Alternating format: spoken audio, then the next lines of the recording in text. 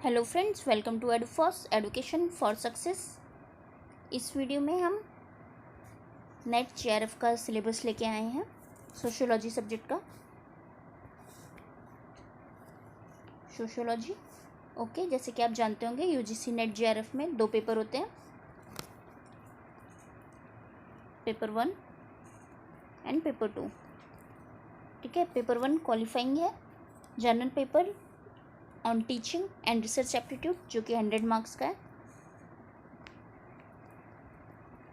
Yes, and इसमें कितने question रहेंगे? 50 क्वेश्चंस रहेंगे। ठीक है, एंड पेपर 2 में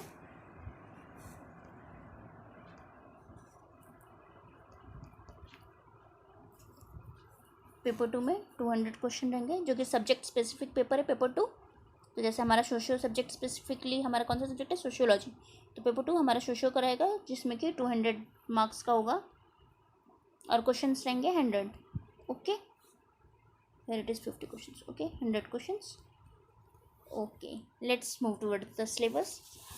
और ये ध्यान रखना, पेपर 1 क्वालिफाइंग है, हाँ, लेकिन हमें इग्नोर करके नहीं चलना है पेपर 1 को, उसको भी साथ लेके चलना है। लेकिन आज हम सोशियोलॉजी का सिलेबस देखेंगे, नेट जेआरएफ का। ठीक है, ओके। तो हमारे यहाँ पे पहले यूनिट सोशियोलॉजिकल थ्योरी है।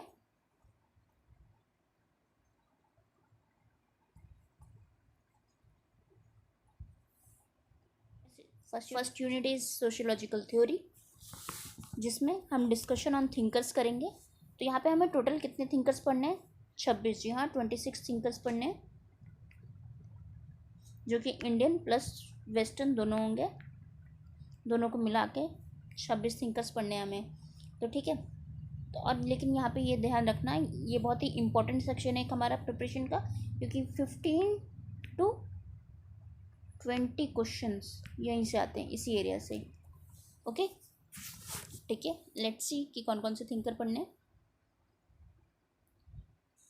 तो यहाँ पे अगर classical sociological traditions, classical thinkers में अगर हम देखें तो हमें Emmanuel Durkheim, Max Weber and Karl Marx पढ़ने हैं।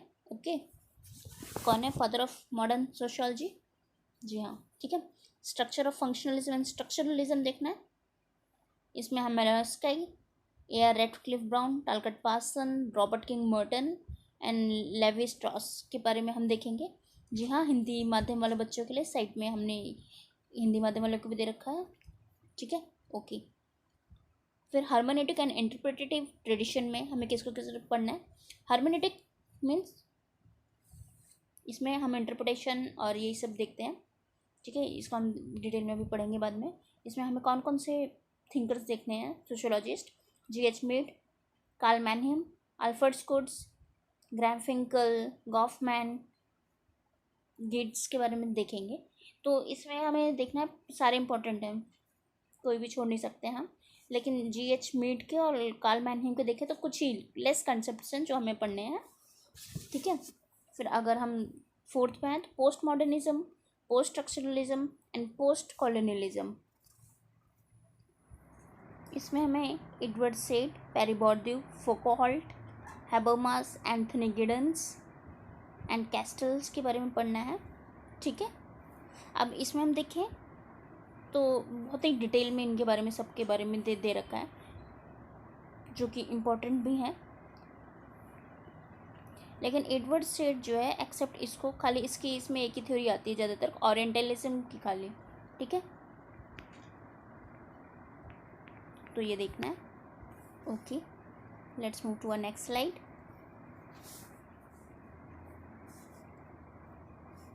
अब हमें इंडियन थिंकर्स पढ़ने हैं, जिसमें किसको किसको पढ़ना है? मोहनदास करमचंद गांधी, बी.आर. अम्बेडकर, राधा कमल मुखर्जी, जी.एस. गुर्रे, एम.एन. श्रीनिवास। ठीक है, और इरावती कार्वे, इनको जी.एस. गुर्रे, एम.एन. श्रीनिवास और इरावती कार्वे, इनको हम डिटेल में पढ़ेंगे। और बाकी ये गांधी जी, अम्बेडकर एंड राधा कमल मुखर्जी, इनके बारे में लेस, कंपेरेटिवली लेस पढ़ना है हमें। ओके, ठीक है। आई होप ये आपको यूनिट 1 समझ आएगा। इसमें ये बात बिल्कुल ध्यान में रखना है, यूनिट 1 से 15 to 20 क्वेश्चंस आते हैं, जो कि 15 to 20 क्वेश्चन कितने हुए, कितने हुए? जी हाँ, 40 मार्क्स कवर कर रहे हैं। ठीक है, चलो next move to our second unit, research methodology and methods. इसमें अप्रॉक्स 12 to 15 क्वेश्चंस बन रहे हैं यहाँ से हमारे, तो मतलब कितने, 25 मार्क्स। जी हाँ, बिल्कुल कम नहीं होते हैं, 25 मार्क्स यहाँ से कवर हो रहे हैं। ठीक है, रिसर्च मेथड एंड मेथडोलॉजीज। इसमें सबसे पहले हम ये पढ़ेंगे conceptualising social reality, philosophy of science. इसके अंदर फिलॉसफी ऑफ साइंस है, साइंटिफिक मेथड, एपिस्टेमोलॉजी इन सोशल साइंस, हर्मेनेटिक क्या, टू अंडरस्टैंड, इसका मतलब ही टू अंडरस्टैंड, ट्रेडिशंस। ठीक है, objectivity, reflexivity in social science, ethics and politics, ये पढ़ना है। इसमें कांत, कून, पॉपर, डेथी, ये सभी इसी में आएंगे। ठीक है, इनके व्यूज़ हम पढ़ेंगे। फॉर्मुलेटिंग रिसर्च डिज़ाइन अगला, इसमें reading social science, research data and documents, induction and deduction, fact, concept and theory, hypothesis, research question, objectives. ये कंपेरेटिवली ये पोर्शन हमारा इजी भी पड़ता है हम लोगों को, तो बिल्कुल छोड़ के जाने की कोई बात ही नहीं बनती है। Then we will move to our next, that is the third one, qualitative and qualitative methods. ये तो आप लोगों को बहुत अच्छे से पता ही होगा, सोशियोलॉजी के बच्चों को। क्वांटिटेटिव एंड क्वालिटेटिव मेथड्स, जिसमें इथनोग्राफी आती है, सर्वे मेथड आता है, हिस्टोरिकल मेथड आता है, कंपेरेटिव मेथड आता है। तो इसमें एक चीज़ ये ध्यान रखनी है आपको, मेथड्स तो पढ़ने ही हैं अलॉन्ग विद मीनिंग, उनका क्या मीनिंग है, और प्रोपोनेंट्स मेथड, अब उनका क्या मीनिंग है, मीनिंग एंड प्रोपोनेंट। ठीक है, ये इतना पढ़ना है। फिर उसके बाद टेक्निक्स देखनी, क्या क्या टेक्निक्स हैं इसकी, सैम्पलिंग, टाइप्स ऑफ सैम्पलिंग, इसके अंदर पूरा डिटेल में पढ़ना है, पढ़ेंगे। ठीक है, questionnaire and schedule, statistical analysis, ये जो स्टैटिस्टिक्स वाले जो पोर्शन जो आ जाता है, ये थोड़ा टफ पड़ता है बच्चों के लिए, इसको भी हम क्लियरली देखेंगे। And observation, interview and case studies, interpretation, data analysis and report writing. Okay, ये इतने एरिया से यूनिट 2 से हमारे अप्रॉक्स 12 से 15 क्वेश्चन बनते हैं, जो कि 25 मार्क्स के हुए। तो बहुत ही इंपॉर्टेंट यूनिट है, छोड़ के बिल्कुल नहीं जाएंगे, एक एक चीज़ पढ़ के जाएंगे इसमें भी हम। Okay, let's move to a unit 3,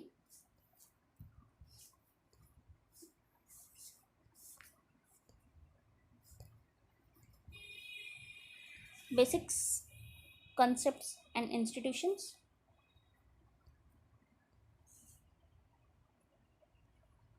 okay, इसमें हम सोशियोलॉजिकल कंसेप्ट्स देखेंगे।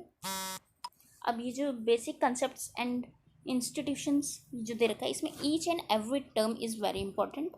और यहाँ पे यहाँ इस एरिया से पहले ये देख लेते हैं, अप्रॉक्स 15 से 20 क्वेश्चंस बनते हैं, 15 से 20 क्वेश्चंस मतलब कितने हो गए, 40 मार्क्स। ठीक है, नेगलेक्ट नहीं कर सकते हम इस यूनिट को भी। ठीक है, देखते हैं इसमें क्या क्या देखना है हमें। सोशियोलॉजिकल कंसेप्ट्स देखने हैं, फिर social structure, network, status and role, identity, community, diaspora, value नॉन्सर rules, personhood, habitus, agency, bureaucracy, power and authority. किसकी है? जी हाँ, अपने वेबर जी की है।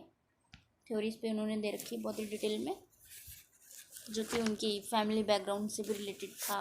और मतलब कि उनकी ज़्यादातर थ्योरी अगर हम देखें मैक्स वेबर जी की, तो उनकी फैमिली का काफ़ी रोल रहा है। जैसे उन्होंने प्रोटेस्टेंट एथिक और ये जो रिलीजियस वाली दी है, क्योंकि उसकी मम्मी रिलीजियस थी, मॉम रिलीजियस थी, एंड फादर का अगर देखें तो ही वॉज ए ब्यूरोक्रेट, तो इम्पैक्ट आया। ठीक है ना। और वेबर को देखा जाए तो he was an advocate by profession, later उनका सोशियोलॉजी में इंटरेस्ट जगह। ठीक है, ये सब हम बहुत डिटेल में पढ़ेंगे। ये ब्यूरोक्रेसी पे तो एक क्वेश्चन शायद आ भी चुका है, एक क्या 2 बार आ चुका है। This question on bureaucracy is repeated twice. Okay, फिर हम देखते हैं सोशल इंस्टीट्यूशन। सोशल इंस्टीट्यूशन में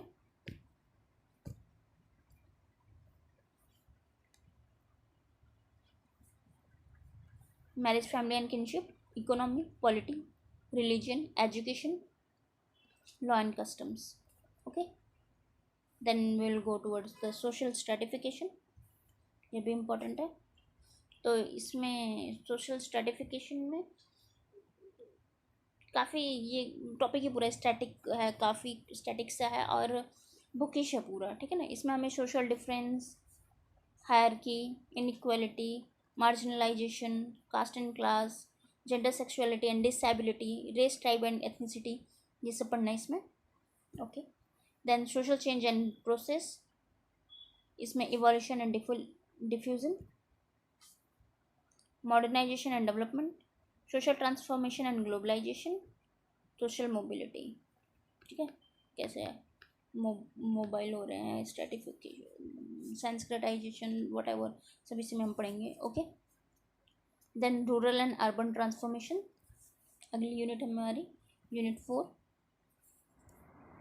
इस यूनिट से हमारे 6 से 10 क्वेश्चन आते हैं. ओके. तो इसमें क्या क्या पढ़ना है? रूरल एंड पीजेंट सोसाइटी पढ़ना है, ग्रामीण एवं क्षेत्रीय समाज. ठीक है. कास्ट ट्राइब सेटलमेंट्स देखना है, agrarian social structure and emergent class relations देखने हैं, land ownership and agrarian relation, decline of agrarian economy, depeasantisation and migration, agrarian unrest, peasant movement, changing inter community relation and violence. Okay. Urban society में हमें urbanisation, urbanity, urbanisation, town cities and mega cities, industry, service and business, neighbourhood, slums, ethnic enclaves, middle class and gated communities, urban movements and violence. Urban society भी एक important है, इसमें से भी question आते हैं, सेंसस पे आते हैं. थ्योरीज, डेफिनेशन एंड डाटा इसमें ध्यान में रखना है. ठीक है. Okay. Let's move to our unit 5.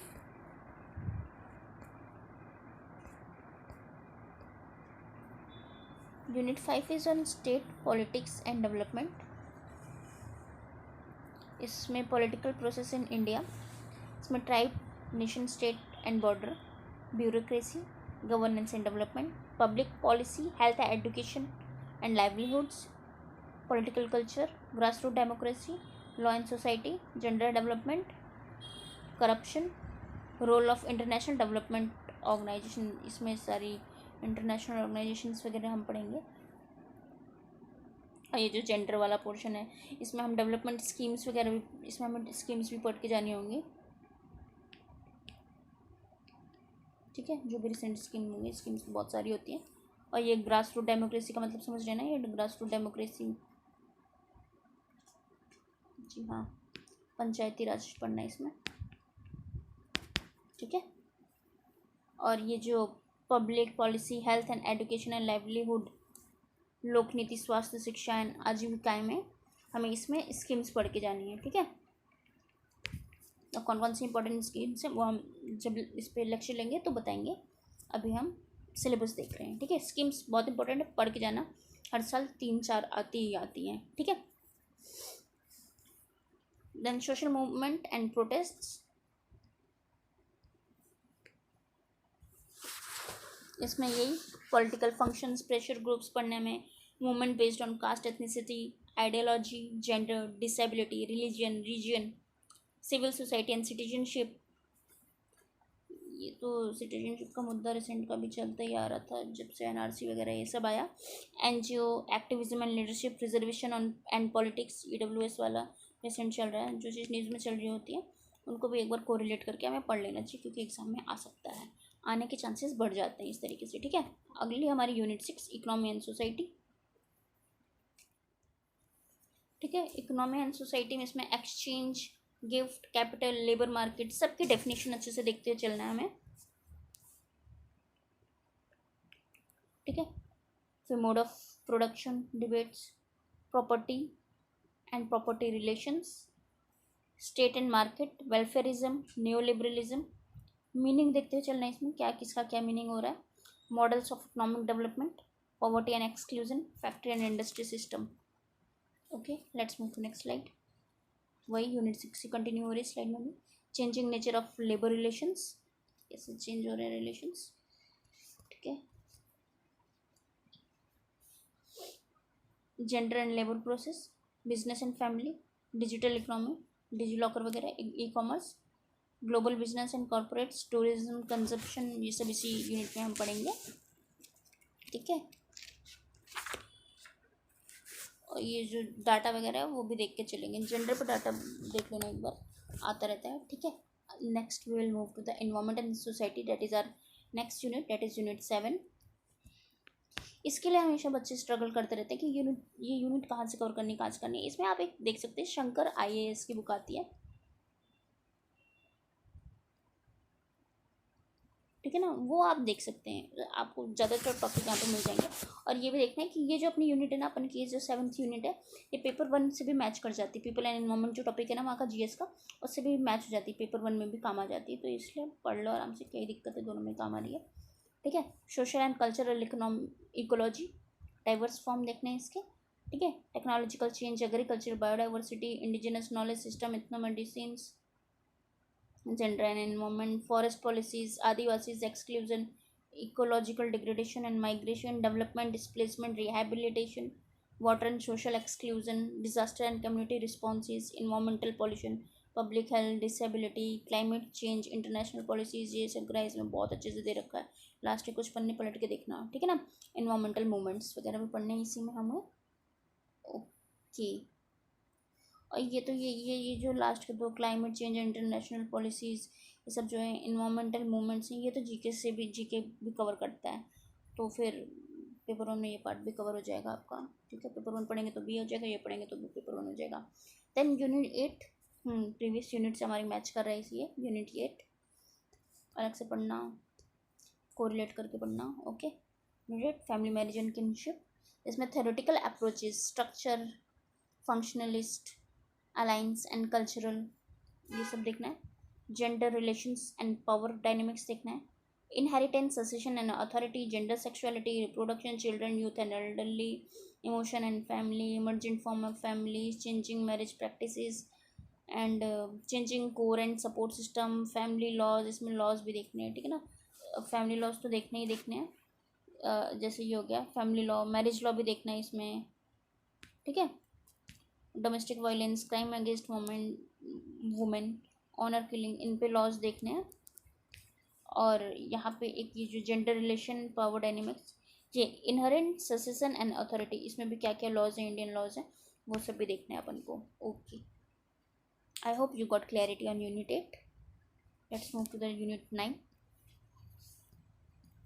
Science, technology and society, history of technological development, changing notion of time and space, flows and boundaries. तो अब इस यूनिट में क्या देखना है ना, पहली बात तो मीनिंग देखनी है हर एक टर्म की, किसने, प्रोपोनेंट कौन है इसका, फिर उससे रिलेटेड रिसेंट स्कीम्स क्या हैं, ये इतना देखना है। ये 3 चीज़ों को ध्यान में रखते चलना है, ठीक है ना, okay.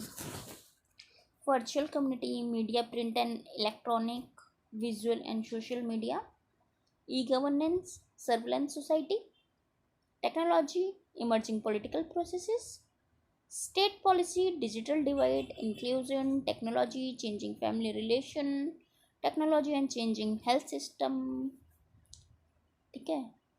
Food and technology, cyber crimes, ये सब इसी में पढ़ना है। जैसे ये ई-गवर्नेंस एंड सर्वेलेंस सोसाइटी, इसमें थ्योरीज पढ़नी है, लाइक वो पॉल्ट की, ये सब, इन सब की पढ़नी है। और ये जो technology and changing family relation, technology and changing health system, इसमें तो स्कीम्स भी काफ़ी आती हैं, ये सब स्कीम्स भी पढ़ना है।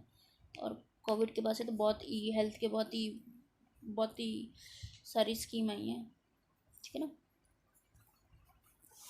ठीक है। कल्चर एंड सिम्बॉलिक ट्रांसफॉर्मेशंस, तो इसमें science and symbol, culture and symbolic transformation. अब पहला इसमें टॉपिक है साइंस एंड सिंबल्स, इसमें तो ये भी देख सकते हो, सिग्निफाइड एंड सिग्निफायर का जो कंसेप्ट है वो देखो। Rituals, belief and practices, rituals में डरखीम देख सकते हैं, हमारे माइल डरखीम जी, ओके।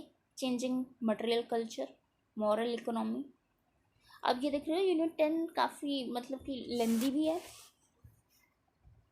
साथ में थोड़ी डिफिकल्ट भी लगेगी आपको, और ये बहुत ही स्कैटर्ड भी है इसका सिलेबस। अगर आप देखोगे टॉपिक इधर उधर से आपको पढ़ना पड़ेगा बहुत इधर से, तो मतलब it is okay.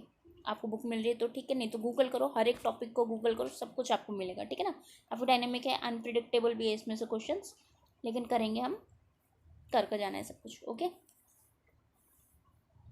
Moral economy, education formal and informal, religion, organization, piety and spirituality, commodification of rituals, communalism and secularism, cultural identity and mobilization, culture and politics, gender body and culture, art and aesthetics, ethics and morality, sports and culture, pilgrimage and religious tourism, religion and economy, culture and environment, new religious movements, ये सब इसमें पढ़ना है। अब new religious movement में कैसे sect develop हुआ है, cult, sect, church and denominations, ये सब इसमें इसी में पढ़ना है हमें, तो ठीक है।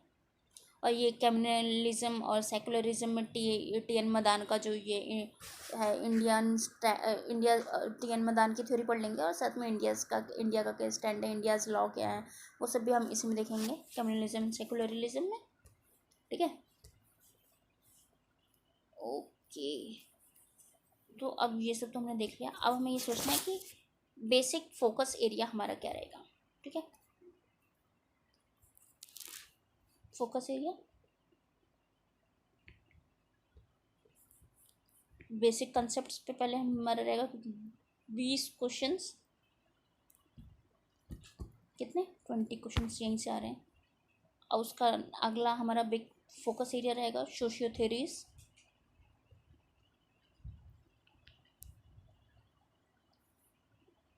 थिंकर्स, यहाँ से 20 से 25 क्वेश्चन, फिर उसके बाद प्रीवियस ईयर क्वेश्चन,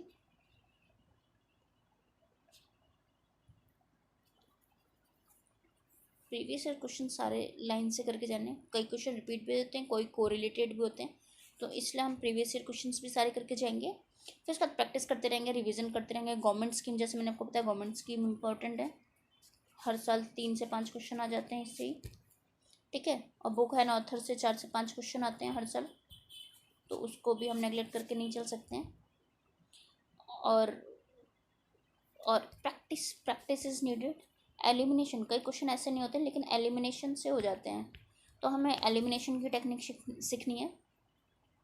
और जब हम प्रीवियस ईयर क्वेश्चन करेंगे तो एलिमिनेशन के साथ ट्राई करते हुए चलेंगे कि कैसे एलिमिनेशन वर्क कर रहा है, ठीक है ना। फिर एक और सजेशन ये रहेगी कि don't forget to focus on paper 1। Yes, कई बच्चे क्वालिफाइंग देख के पेपर 1 को नेगलेक्ट कर देते हैं, वी कांट नेगलेक्ट पेपर 1, ठीक है, एक ये सजेशन। बाकी यूनिट 1, 2, 3 बहुत ही इंपॉर्टेंट है, बहुत अच्छे से करके जाना, and that's it. Thanks for watching, don't forget to like, share and subscribe. I hope you liked the video. Thank you and have a nice day.